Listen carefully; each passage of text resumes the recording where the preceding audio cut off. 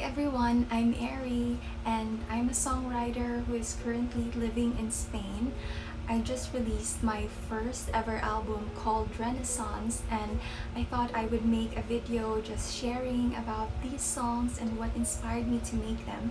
I already made a part 1 video of it, so this is the part 2 of the remaining songs. Even if I'm not, a label promoted artist or a performer or any of that, but I'm just making these videos and making these songs as a way to fulfill my own calling, my own longing in life, which is to create music and to create art. And now, without further ado, let's proceed to the remaining 7 songs in my album Renaissance. Let's start with the 6th song of the album called Michelangelo. This was inspired, of course, by the great Renaissance artist Michelangelo, but also the characters from my favorite historical novel of all time called Something Wonderful by Judith MacNaught. So let's take a listen. You are the marble and love is the sculptor. God must have favored you more than the others, 'cause you're so beautiful, like Michelangelo's iconic David, divinely created. I swear you're nothing short of a Ginsborough blueprint's portrait. Brutally perfect, love makes simple things suddenly beautiful, like a statue sculpted out of weathered stone. So that was the preview of the song, and I actually came up with the lyrics 2 years or 3 years ago. I was in this resort called Winds, which is my favorite resort in the world. It's back in the Philippines, and me and my dad were quarantining because we had come from Manila and we were back to our hometown, and I was just on the terrace looking at these mountains, and the breeze was all around me, very cool and refreshing. And for some reason, and it just entered my mind, you're so beautiful, like Michelangelo's iconic David. And maybe it was the beauty of the place, maybe like how happy I was spending time with my dad. But yes, that lyric just came, and then it took days and days to fully flesh it out, but I was finally able to complete the lyrics. And then for the intro of the song, I started it with "Are you what they call a thing of eternal beauty?" And that phrase always stuck with me because my mom, growing up, even ever since I was a kid, my mom would always say when she saw something very lovely or pretty, like a pretty butterfly, pretty flowers, she would always say, "A thing of beauty is a joy forever." And I just love that phrase, but I never knew where it came from. And then 1 year ago, I decided that I really want to be a songwriter, and I should read more poetry, and I should learn how to just write better, so I should study these people. And the first poetry book that I ever bought, that I really studied and read, was the book by John Keats, his complete works. And then as I started reading it, I just came upon that poem. I forgot the title of that poem, maybe it was Endymion, but yeah. And then the line of that poem starts with "A thing of beauty is a joy forever," and I was like, oh my gosh, that's amazing. There's such a sweet serendipity that this line, for years I would hear from my mother, was from this poet that I now just fell in love with. The next song I wrote on the album is called Briar Rose. Before I explain the story of Briar Rose, I thought we should listen to it first, and I hope you like the melody. I hope you like the 80s intro.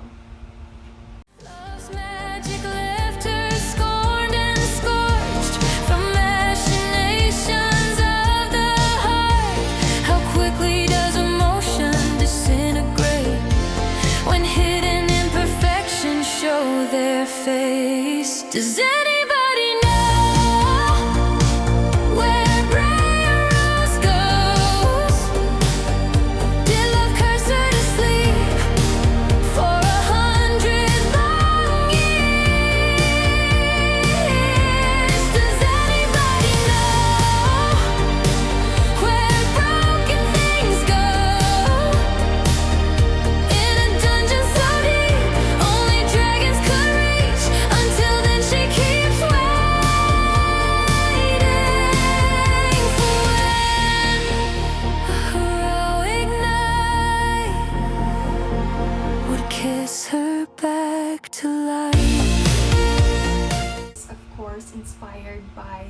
fairy tale character Aurora or Sleeping Beauty, and I came up with this song when I was in the Philippines again, but in this secluded, isolated beach in the Philippines.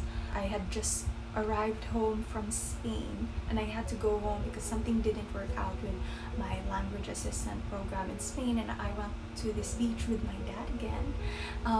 And I was just looking at the waves, and there was this far off mountain that was like misty in the fog but so beautiful, and like the air was full of salty breeze, and there were stray dogs playing around, and the sand was gray but very soothing, and I was just there, and I was like, this is such a nice place and everything, but why does my heart feel like it's not where I belong? Like, I really want to break free. I felt like I had left my destiny, which was in Spain, and I couldn't feel at peace even in that paradise. And I don't know, I just suddenly out of the blue it just entered my mind, like, does anybody know where Briar Rose goes? Did love curse her to sleep for 100 long years? It just started with that, but really, like, does anybody know where Briar Rose goes? And it just entered my mind. I was like, wait, what was that? And also the melody came. The original melody was, does anybody know where Briar Rose goes? Did love curse her to sleep for 100 long years? Or something like that. And I was like, oh my gosh, what was that? And then I spent the whole time on the beach just writing that song instead of swimming or playing around. And the whole night when I got home, I was just writing it. And then I finished it like 2 days later. And then I just kept refining it throughout the months, and then I came up with a bridge, and I feel like it was a manifestation of my subconscious feeling of just like I wanted to break free. I wanted to find my own destiny. Like, I didn't want to be where I was anymore, not because it wasn't beautiful, but because it wasn't where I was meant to be anymore. After a few months after that, my best friend Lynn messaged me randomly, and she was saying like, hey, love it, like, do you know about this program in Spain? It's a master's program, and I'm gonna be applying, and you should also apply and everything. And I was like, really? I could still do that? Because I had no more plans. I didn't even think Spain was possible for me anymore. And out of the blue, my best friend, who is always a heaven sent, like, she's the most supportive, she makes a comment on every YouTube video I make. She is such an angel, a saint, and I love her so much. And yeah, like, that message in a way changed my life, because I applied, and now I'm here in Spain again. I've been here for 2 years now because of that.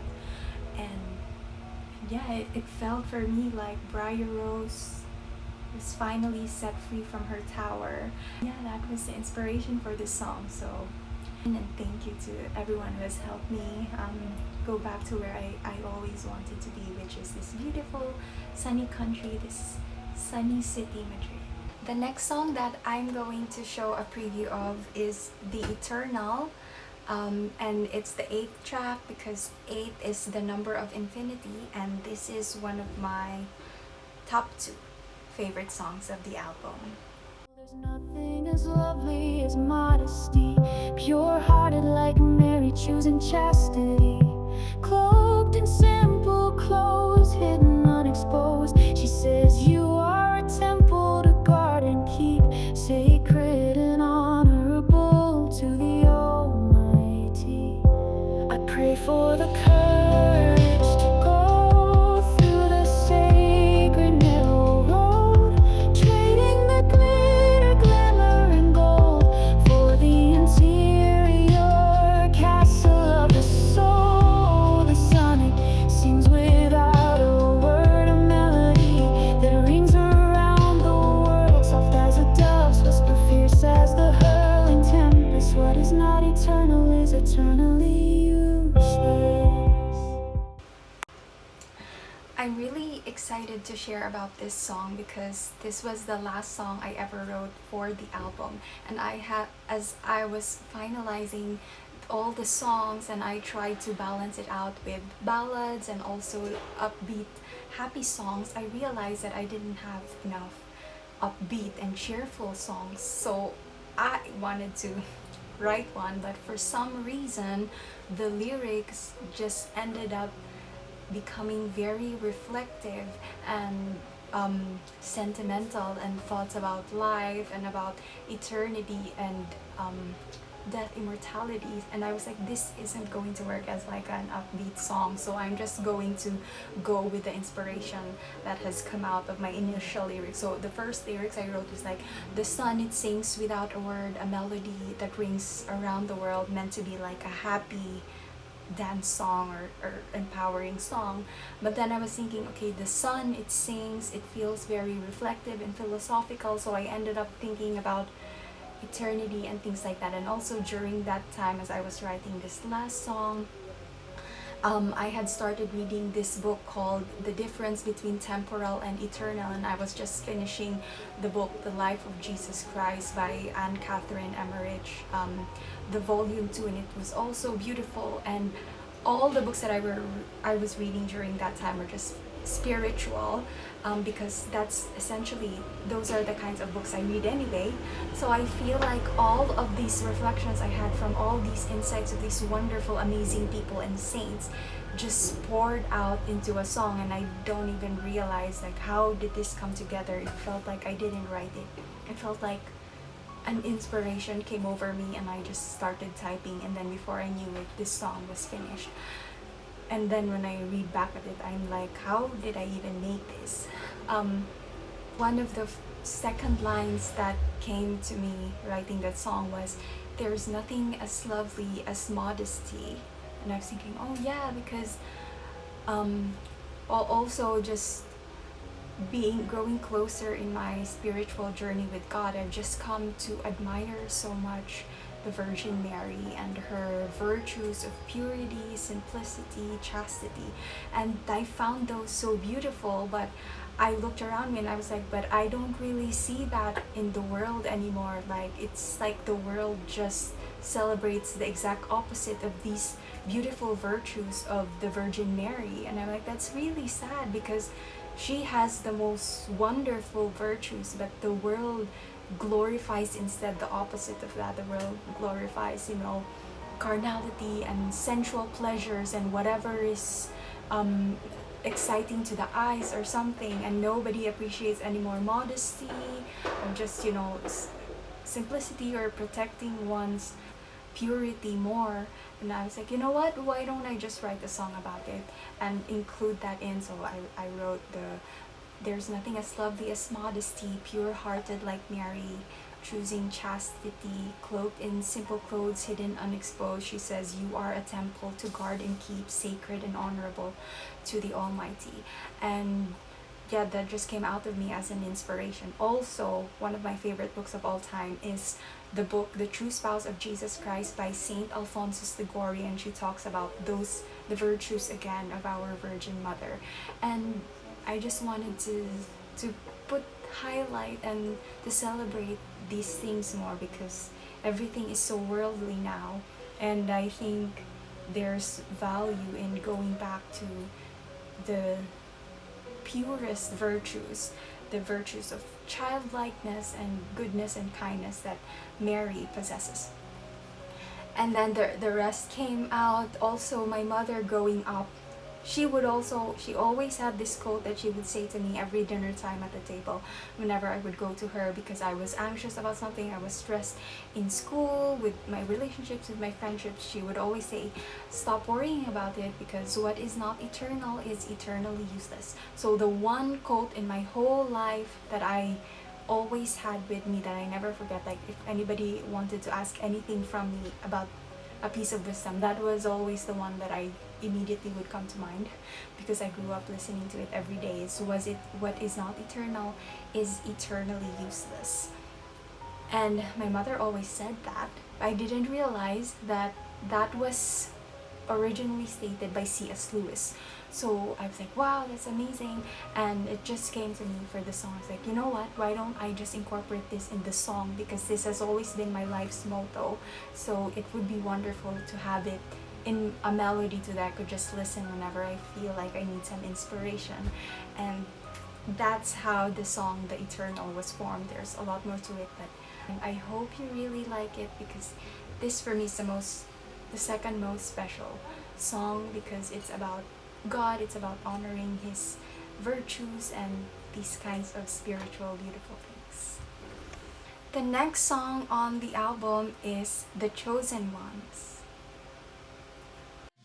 We are the chosen ones, the eternal ones. We ride through the night in classic glitter and gold. We are the chosen ones, the ethereal ones. They fly across the skies, a vision to behold. We dance with queens among us. Will you be the favored prince of the night? 'Cause we rule with kings and monarchs. Will you be my fabled ivory knight? My family craves. I wrote the song The Chosen Ones as like an empowering, uplifting anthem for anyone who wants to feel cheered up, who wants to feel inspired, and who wants to celebrate life.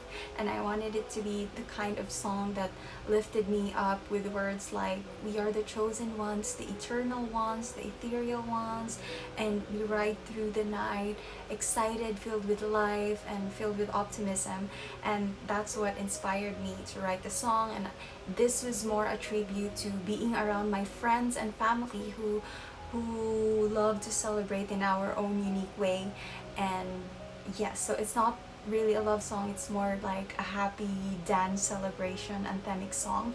And in the bridge I put the part, we used to be cold and broken, but not all who are called are chosen, not all who have failed are fallen, and we used to be just tiny specks of light. Now we've become the blazing sun. And that was actually my favorite part of the song because it was inspired by the philosopher Rumi. His words were, now we've become the blazing, now we've become the radiant sun. And as much as possible, I like to incorporate something wise or philosophical or insightful to my songs, and I was happy to include that. The third to the last song of the album is called A Simple Song. I wasn't born a Shakespeare or Mozart, penning poignant pieces of your heart. But maybe loving someone's enough, like walking blindfold without a map, or running barefoot on jagged rocks. I'm helpless save for your guiding touch. So I just wanted to write a simple song for you. No fancy chords, no symphony. A simple song for you. No metaphors or poetry. A lowly artist painting you with words, trying my hardest to capture your worth. 1,000,000 florins wouldn't be enough to buy the finest diadem called love. Say you'll take my little gift of a simple love song. I wrote the song, A Simple Song, from the perspective of a boy or a man, just like with the song The Duke and I, because I just wanted to imagine if there was a guy who was in love and completely smitten to another girl, how would he want to declare his feelings? And I wanted it to be like a dramatic exhortation of feelings. And so I came up with a simple song, and I imagined like, okay, there are many guys out there who could be inspired and infatuated by a woman, but maybe they don't have, all the money yet or all these other resources to impress a girl. But what could they do? Like, what could a lowly, simple, meek kind of guy do to sort of express his love, and in a charming, unique way that could stir the heart of the woman? And I thought, okay, maybe a love song, a simple song. And I put in all these words like, I wanna tell you things to steal your heart away. I wanted it to be like the ones in movies that are very dramatic and out there. Yes, and also I have to say that as I was writing this song, I had realized that I really wanted my whole album to be the theme of Renaissance, and that is why throughout this song I was just inspired by references of the Renaissance, and it just came together like Shakespeare, Mozart, Botticelli. And when I was writing that line, portraits like Botticelli, I really wanted another rhyme to it that was from a medieval or Renaissance artist, but I couldn't find any artist that could rhyme with Botticelli. The closest I found was Da Vinci, but it didn't sound like a good rhyme. Botticelli, Da Vinci, like chi didn't sound very good to me. And like it took me weeks and months, like, oh, how am I gonna rhyme this? I could have chosen other words, of course, but I really wanted it to be another artist. And one day I was in this high school where I was teaching as a language assistant, and it was like 4th of ESO, and we were reading this book about medieval music, so timely. And in the medieval music, like, as they were reading and I was also reading it out loud with them, I came across this artist, like this famous iconic medieval artist who built such, who helped to create this music was Rossini, and blah blah blah. And I was like, oh my god, Rossini, who is this guy? But also more importantly, his name is the perfect rhyme to Botticelli. So I was finally able to complete that line. That was actually the only one line that was holding up the song for me to finish it, because I really wanted a particular rhyme for Botticelli that was a person. The rhyme, I think, was, I can't, like, songs like Botticelli, something like, I can't make songs like Rossini or paint portraits like Botticelli, but I would go anywhere you go, and all that things. You can listen to it in the song, but it's just a small story about the song. And now we have come to my favorite song of the album, and I also placed it as track 11 because I believe that 11 is an angel number, just as how 7 is God's number and 8 is the infinity number. So those are special numbers for me. And of course, my favorite song in the album is called The Best Man. And if you've heard the song or read the lyrics, you can guess why, because it's such a special song for my family member, of course, the best man in my life, who is my father. You are the hero of my life, my sword and shield in the night. I know that I'm a favored girl, angels surround me like a pearl, 'cause God gave the best man in the world. You regale me tales as a tireless child, how your school was paid, sweeping halls at night. Who knew this little kid with some And I mean, I could go on and on about this song, but essentially for 3 years now, I had been wanting to write a song for my dad that I wanted to give to him during Father's Day, and I had completed the song 3 years ago. And so 2 attempts now to give this song to him on Father's Day, but the first year I couldn't because I couldn't find a producer who could make the song. They were so expensive, and during that time I was very busy with work, so I couldn't really meet the deadline. The second, I had the song now, just needed some refinements, but again I couldn't find a vocalist, because the vocalists I had booked, like, for some reason they were all unavailable, and also I didn't have the budget. Finally, at this third Father's Day attempt, I was like, no, it has to be now, because I have been trying to release this for so long and I need to make this happen this year. So, but it was like it felt like it's all meant to be, because this was the year that finally AI could make music. I mean, bring your music, your vision, your instruments and tracks and lyrics to life. And I was like, oh my god. So I tried AI, if AI could make it for me, and by God's miracle, it did. Like, it created the instrumental, it created the vocals, and most importantly, of course, the lyrics to my songs are always all mine, including the musical direction, the instruments, like what theme, vibe, and everything. And I have to edit like sometimes phrases here and there because. But anyway, finally, like I was like, okay, so I made it into a worship, atmospheric worship kind of song because my dad's favorite song, one of his favorite songs of all time, is Oceans by Hillsong, and I knew he loved that kind of music, and the original melody was that kind of melody as well. But finally, AI could bring my song for my dad to life, and it brought it in such a beautiful, perfect way, just the perfect melody, the perfect instrumentals for it, and like to think that these were all my lyrics, but like it was able to work to bring out the best of these lyrics and the best which note for which lyric for which intonation. It was amazing to see. And most of all, I have to say that it wasn't really created by AI. I know it was created by the angels and by God, because only God could create AI anyway. But also the melody, just everything came together so unbelievably. And I had like 4 versions of this song before I finally got to the perfect one that was just exactly my lyrics, exactly just right how I wanted it.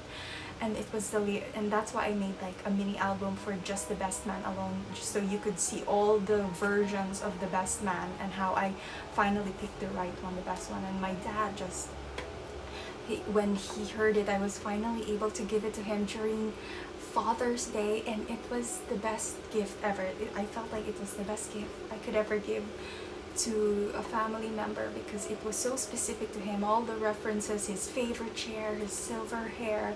I mean, just, you know, the fight with my brothers when my demons devoured me again. He drove me to the doctor at 3 a.m. because God knows how many things I struggle with. My mom and dad especially know how many things I struggle with in my mind, which all of us have our own struggles. So I know, and yes, my dad knows about it, and he is always there for me in all those moments. He supports me in all those struggles, and he is always there for me, whether at 3 a.m., at 6 a.m., whatever time. He drives me to the help that I need. He is always there for me. I can always call him, and I am so happy to have been able to write this song for my dad because I love him so much, and he said that this song made him so happy that I just can't believe it. I'm so happy that God allowed me to finally bring this song to life so I could give this to my dad. And on Father's Day, after years of attempts, finally the perfect time was now after all. And finally, we have come to the last song of the album. If you're still watching the video, thank you so much. I know I'm just a girl in a bedroom who loves to write music, but it means so much to me if you would support the songs that I make. As much as possible, I try to make sure that every song has a piece of inspiration or wisdom or empowerment that can help whoever listens. So the last song is called Renaissance Man, and of course it was the song that I wrote to tie everything, all the theme of Renaissance together. I thought, okay, I already know that my album is gonna be themed Renaissance. I can't make this album without giving an ode to like Renaissance itself, and the person that embodied Renaissance, of course, was the Renaissance Man, and we all know who he is. An ineffable dream, drawing blueprints of winged machines like a Renaissance man, making art with ungilded hands. Don't you dare let the clouds conceal your sun. When the dust settles down, you'll find you've won. Aside from the fact that, you know, I'm referencing the Renaissance Man, I would say this song is really a continuation of The Best Man, and that's why I also put The Best Man and Renaissance Man together, because they feel like they're like twin songs, I would say.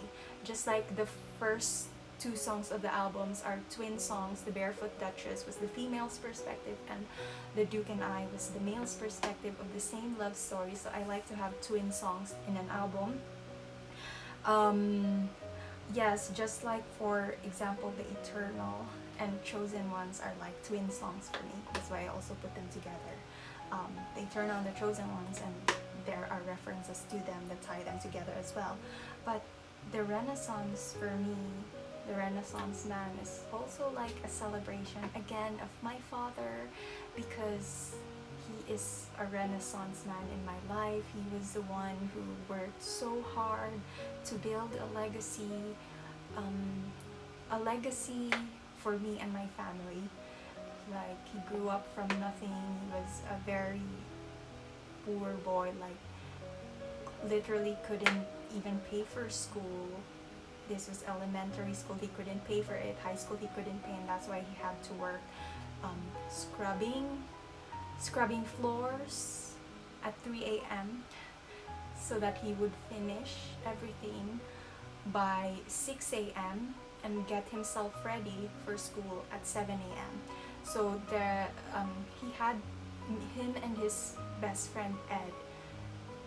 The two of them were the working students of that high school, and they had to sweep the whole building, scrub it, and get all the hallways and classrooms ready for school by 7 a.m. when everyone would arrive. And like, he only had 2 pairs of pants because my father was that poor growing up. He had only 2 pairs of pants, and one of them had a hole in the back, and that's what he used for cleaning the entire high school buildings. And then by the time the students would arrive, he would take this towel that he covers around his pants so they wouldn't see the hole, and then he would scurry over to a corner where he could put in his school working pants. And it was so sad. There was another story of my father when he was like 12, and he got into the Boy Scouts, and he was so happy. But when they were doing this ceremony to initiate them as Boy Scouts, he couldn't join because his parents couldn't afford to buy him the Boy Scout uniform. Now, the mother had the top uniform. She found something at the top, but they couldn't afford the brown pants for that Boy Scout. And then it was so touching because on the day of the ceremony, my father was crying that he couldn't join, and then my mother snuck in very early to go to the thrift store that was open also very early, and she found for him these pair of like thrifted brown pants that could resemble a Boy Scout shorts. And she got it right on time so that my father could get dressed and wear it and attend the ceremony. And indeed he was able to do that, and he was the happiest little boy in that ceremony, because at the last minute his mother found him brown shorts to be able to become a Boy Scout. And it was so touching. I mean, I have to count the stories of my father, but yes, the Renaissance man is another ode to my father, and also to the Renaissance man Da Vinci.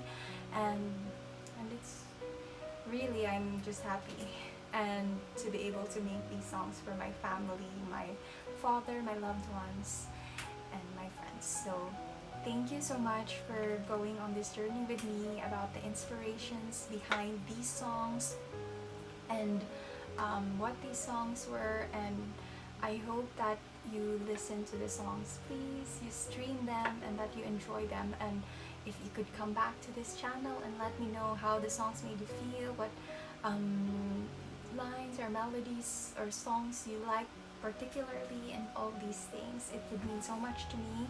And thank you once again for spending this time with me. I hope you enjoyed it, and I hope I'll see you soon. Thank you. Please like and subscribe, and I'll see you soon. Bye.